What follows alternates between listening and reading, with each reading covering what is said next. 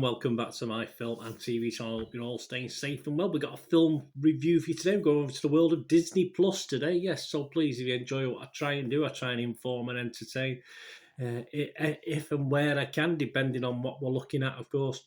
I'm not going to do singing and dancing for a serious documentary, that's for sure. But we'll try and inform on this one today because there's plenty of singing and dancing in this one as well. So please push that subscribe button, push the bell notifications.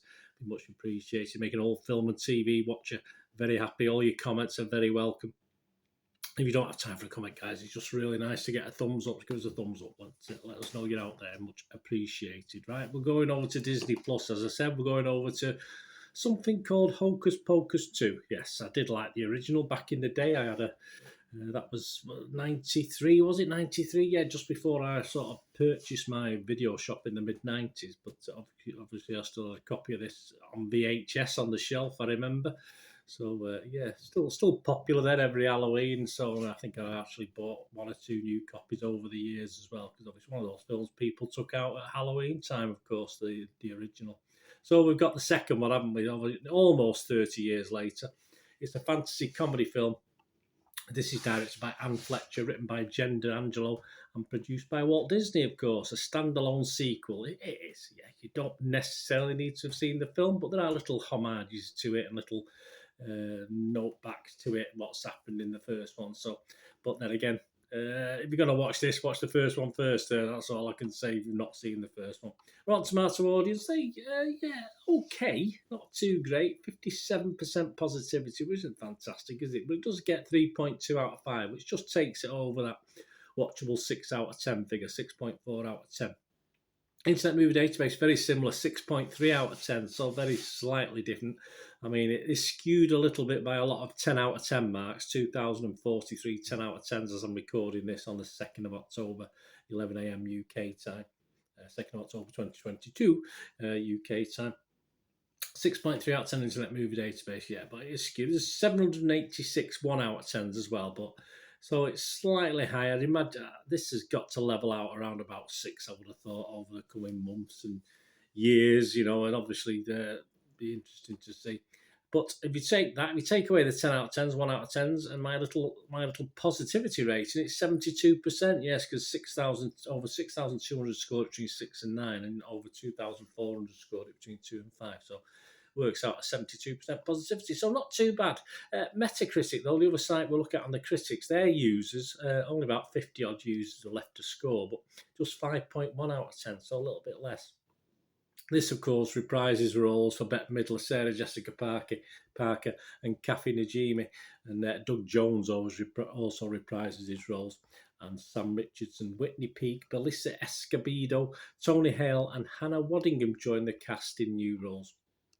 What's it about? Well, it's about witches, but yeah, basically the synopsis: 3 young women accidentally bring back the Sanderson sisters to modern-day Salem. Well, more girls and young women, I mean the teenagers, and must figure out how to stop the child-hungry witches from wreaking havoc on the world. The world may have been free of Winifred, Mary and Sarah, and the fear they invoked in all of us, but what happens when you mess with magic? It messes back, of course it does. This was released on the 30th of September 2022. And the critics themselves, we've had a look at what the public think. The critics, Rotten Tomatoes, 61% positivity, 109 reviews, but just a rating of 5.7 out of 10. So again, just under that watchable score. But 66 fresh and 43 rotten, so a fair sprinkling. The consensus, Hocus Pocus 2 is basically a boiling cauldron of nostalgia. It is, but that's more than enough for this belated sequel to cast a reasonably effective spell. Yeah, I'd say sort of effective spell. Not very effective. I don't think the word effective is very good. Metacritic, their site, scored it 56 out of 100. So again, very similar. That's based on 30 critics. But it scored as low as 50, which is okay, and went up to 83 out of 100. And their sort of breakdown, 16 positive, 12 mixed, and 2 negative. So I'm more in the mixed camp on this one, guys. I'll tell you that now before I do my little summing up in a few moments. Kevin Mayer, though, let's name and shame. Let's have a look at the critics. Kevin Mayer from the Times here in the UK said, just like in the first film, they will find time to perform an impromptu musical number that makes no narrative sense but allows Midler to, do her thing. yes, mediocre musical spots in a frankly mediocre effort for me. Benjamin Lee of The Guardian said, like many fan favourite follow-ups, Hocus Pocus is stuck, trapped somewhere between different times, audiences and tones, trying to do so much, yet in this instance achieving so very little. I think that's pretty spot on from Benjamin. Yeah, it's being safe. It's being safe. And for me, being safe, it just didn't add anything and wasn't as perhaps as fun or interesting as the original, or just in general as a standalone thing. But I think we do get some positives in a minute, not all negatives. Robbie Collin from the Daily Telegraph here in the UK, he was happy. He was a happy chap. He said, "We've seen sharp and nostalgic revivals, but this is honourable twaddle, a diverting mishmash of high fructose tricks and treats." I'll have a pint or whatever Robbie's on, please. Claire Schaefer, New York Times, it manages to capture the same hokey magic of the original while creatively updating its humour. I must admit the updating humour bit, it sort of wore thin by about half an hour in. Once the young Sanderson sisters had gone off the screen, I thought the humour was negligible. Screen Rant's Fidosa Abdi. The story is simply a rehash of the first film, but not as good. And even the jokes begin to fall flat, she says. Well, before the halfway point. I agree. Hocus Pocus 2 is enjoyable, but it doesn't quite live up to the lightning in a bottle moment that was a 1993 film. It certainly doesn't.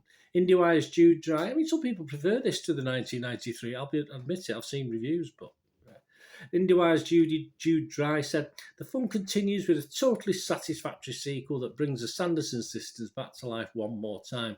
Okay, so the plot is basically the same and the jokes more updates to the original. Why mess with a good thing when you can simply recreate it?" Well, I expect a bit more. That's the only problem from something. So here's my little thoughts. Sum it up. I will score this. I'm going to give it a score, so it's not that bad that it doesn't deserve a score, but I'm just going to give it 5 out of 10. It's just about watchable for me, but as in a low scale of watchable, which is what my 5 out of 10 rating is. I would have rather rewatched the original, as this, for me, added nothing in humour or plot, which for this is far weaker. But there is a but. There is a but. Of course, the big thing about this is nostalgia. And it's great, of course, to see our original Sanderson sisters, Betty, Sarah and Kathy, plodding along. But I would have liked them to be this sort of 10 or 15 minute cameo that their younger versions play. Because I quite enjoyed the younger versions at the start. All right, it might have worn a little bit thin over time because the script, let's face it, was pretty poor. But perhaps he could have adapted it slightly.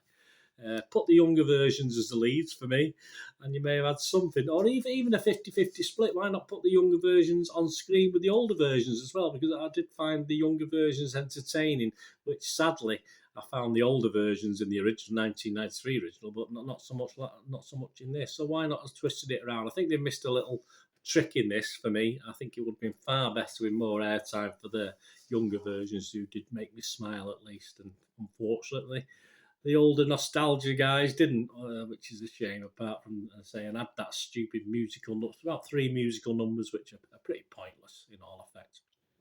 Just a bit bland for me, this. It's a shame. I think, as I say, I think if they turned it on its head and had the younger ones more involved, I think it would have been more enjoyable and a little bit different, and that's what we wanted at the end of the day. I just didn't want a rehash of the same thing, as in, they've made this mistake with quite a few things, haven't they? I thought a similar thing on the recent Ghostbusters. I thought that was just a rehash and all the same stuff we've seen before. I was disappointed, and this leaves me a little bit disappointed. So 5 out of 10. Let me know your views, guys. Let me know what you think. As I say, it's a shame. I think they missed a trick. It'd be great to hear from you. Anyway, until we meet again, please stay safe, everyone. Bye for now.